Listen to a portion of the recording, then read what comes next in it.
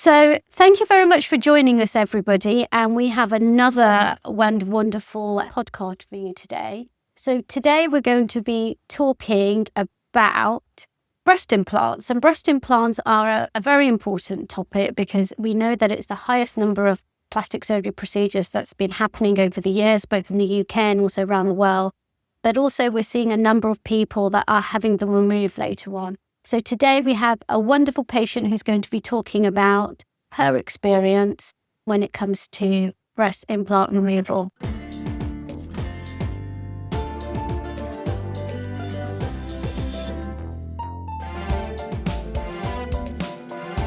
Thank you so much for joining us. So this is Sam, and Sam has had some surgery in the past. So you had some implants put in a long time ago. Yeah. Can you remember how long ago it was and what the reason was for you having your implant? I had them put in about 12 years ago, Uh-huh. mainly because I'd never had any boobs. I barely filled an A cup. I'd gone through all of the school with everybody going, you're flat-chested and all of that, having no confidence and wanting to hide everything all the time. I was due to get married and thought, I'm just going to do it. I'm just going to have them. And I was naive, young and stupid, did barely any research and just went ahead and did it. You just went ahead and did it. So you just went ahead and did it. Did you speak to anyone before you had it done? No, I did loads of online, looking at pictures and checking out different hospitals, that kind of stuff. Went and had a consultation with the hospital group, and the consultant there basically just said have them as big as you can have, really, and said sort of you don't want to regret having them too small and wanting them done again. And I was just naive to it all and just went, do it. And went ahead and had it done. Oh, and did you have a sizing test or anything? Yeah, they had some implants that I could put into a bra and have a look at what they look like in clothes.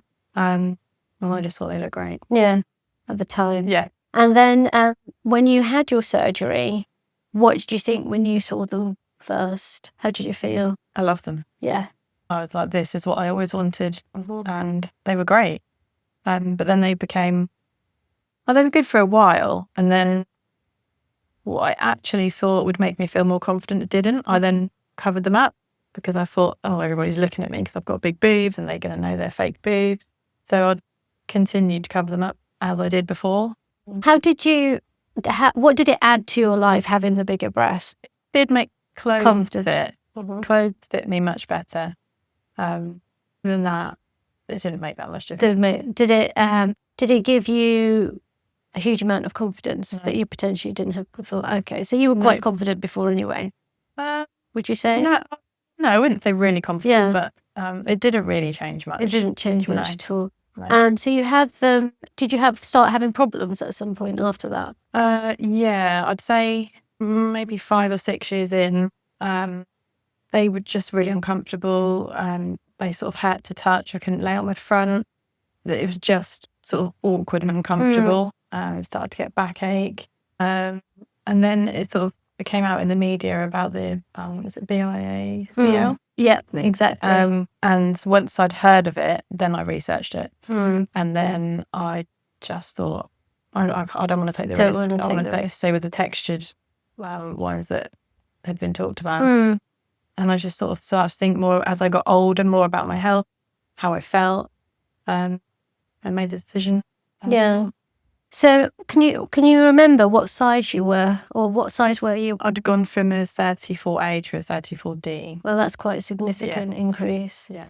And for those of you who don't know, the breast implant illness and ALCL are two things that we think are associated with implants. Breast implant illness is a little bit non-specific, although there's some research out there. It's not definitive research, and that's when you have a load of non-specific symptoms from tiredness, the head thinning of hair, brain fog, all associated with potentially the implants. And we think there's some kind of immune response that's affecting your whole body. And ALCL is a condition. It's a form of lymphoma which is a type of cancer that's associated with the capsule of textured implant. The range of is quite rare, but it's something that people need to think about. And that's what you researched into it, and you thought, okay. Were you aware of those facts when you had them put in? No. Well, nobody told you about them. Okay, fine. They didn't really give me many risks. Okay, fine. So, but I probably wouldn't have listened anyway, because I was just going to have them done no matter what. But I did ask about cancer risk and sort of future problems and things, and it was kind of brushed under the carpet, I think. I think patients that have had implants a long time ago, a lot of people did have that experience. But I think now, I like to think more patients are a bit more aware. So then you decided to, how did you choose your surgeon? I knew I wanted to go to a local hospital, which is where you were. I researched each plastic consultant there, and you were the one I chose. Oh, that's very nice. And so we talked about implants. Now, removal of the implants.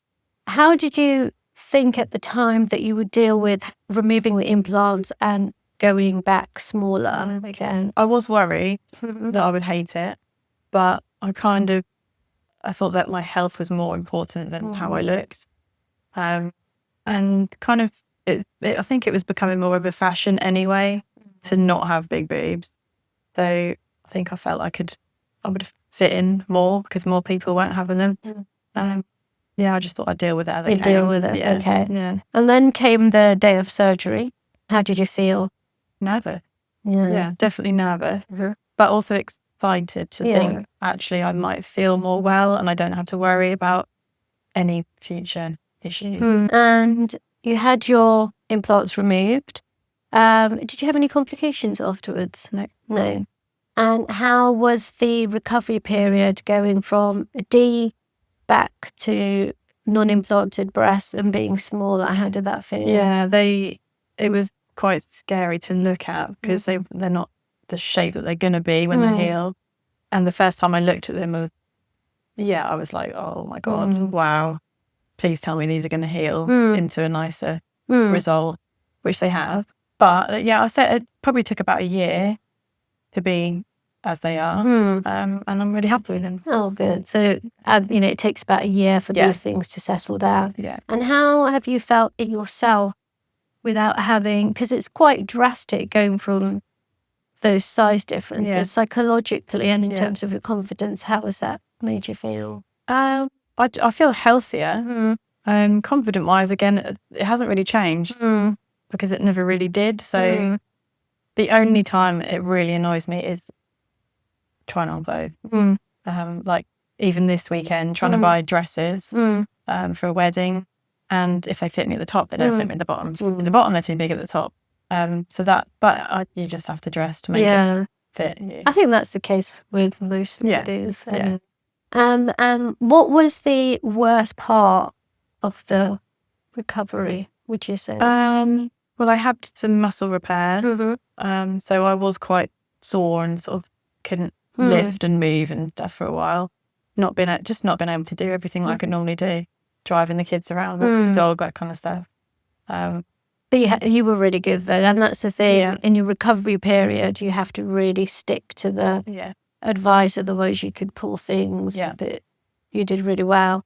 And any regrets? No regret? No, definitely not. Would you ever have any implants put back in the future? No, I don't think so. Would you have anything else done if you felt that were available? Like fat? Maybe minor thing, but I definitely wouldn't have any implant put in me or anything like that. Yeah. Okay.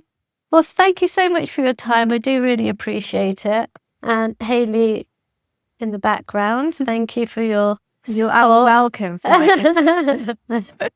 And hopefully we'll see you in the next one. Bye. Oh, bye.